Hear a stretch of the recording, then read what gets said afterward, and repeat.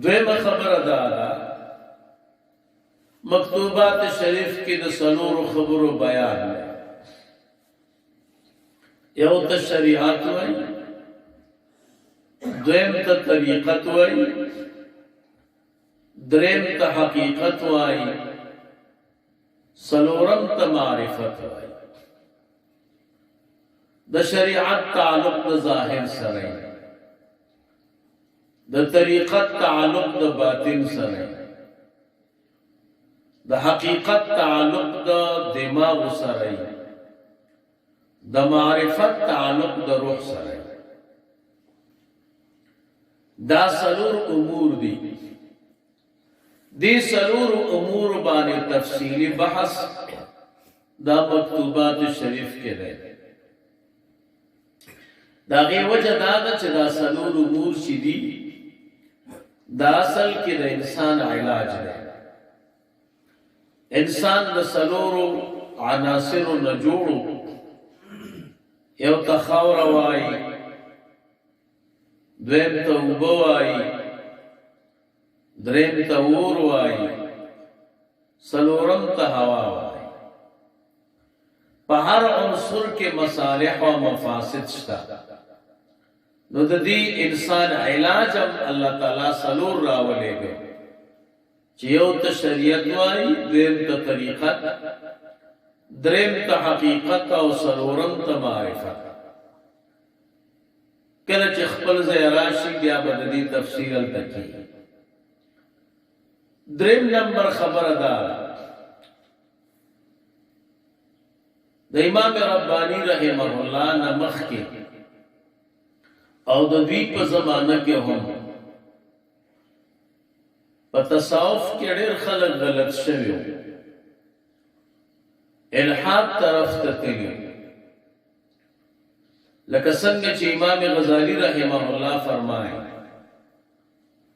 څوک چې علم وکړي او تصوف نه کوي دی به فاسق شي. څوک چې تصوف وکړي او علم ورسره نه وي دی به زنديق شي. څوک چې دواړه وکړي نو دی حق ته ورسي. نو بعض خلق بزان ته صوفیه وي، اهل سلوک او اهل تصوف والا به وي، خو لیکن لارې غلطه کړې وه. زمونږ استاسو زمانه کې هم شته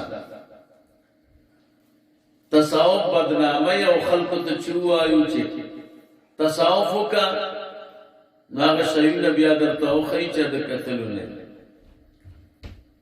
مکتوبات شریف کې امام ربانی رحمه الله په هغه خلکو رد کړی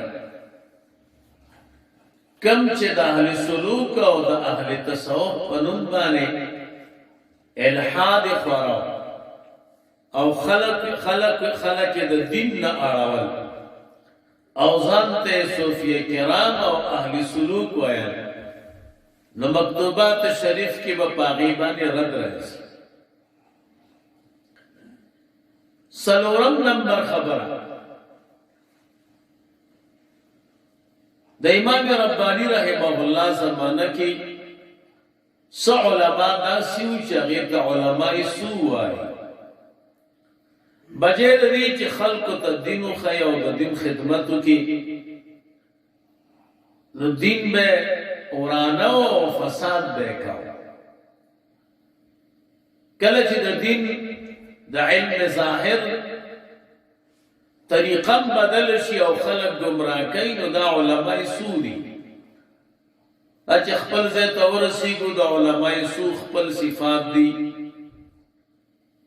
هلته به بیانېږي. نو امام ربانی رحمه الله مکتوبات شریف کې په علماء سو باندې رد کړی او مونږ او تاسو ته علماء سو ښودلي دي چې دا علماء سو دي او دا بد علما دي، د دوی نه ځان وساتئ.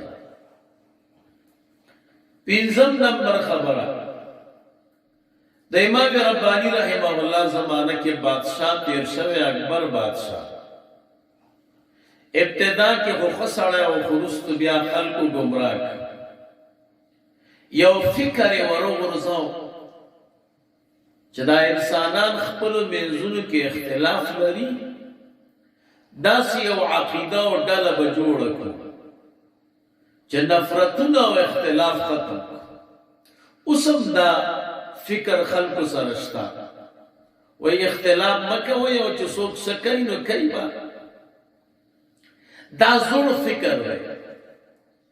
اکبر بادشاہ ته خپلو درباریانو وویل چې د مسلمانانو او د هندوانو په منځ کې سخت اختلاف دی، د یو بل وینه حلاله ګڼي، راځه یو جماعت به جوړ کړو، په هغې کې به څه د اسلام نه خبرې راوالو او څه به د هندونیزم نه خبرې راوالو. داسې یو ډله به جوړه کړو چې دا به مرکب وي د اسلام او د هندونیزم نه، بس اختلاف به ختم شي، انسانان به یو شي. اکبر بادشاہ ور سره خبره ومنله، یو بل جماعت تیار کړ چې هغه نه مسلمان او نه هندوان، دواړو ته یې ښه وي، داسې عقیده یې جوړه کړه چې په هغې کې د اسلام حصه وه او د هندونیزم حصه وه.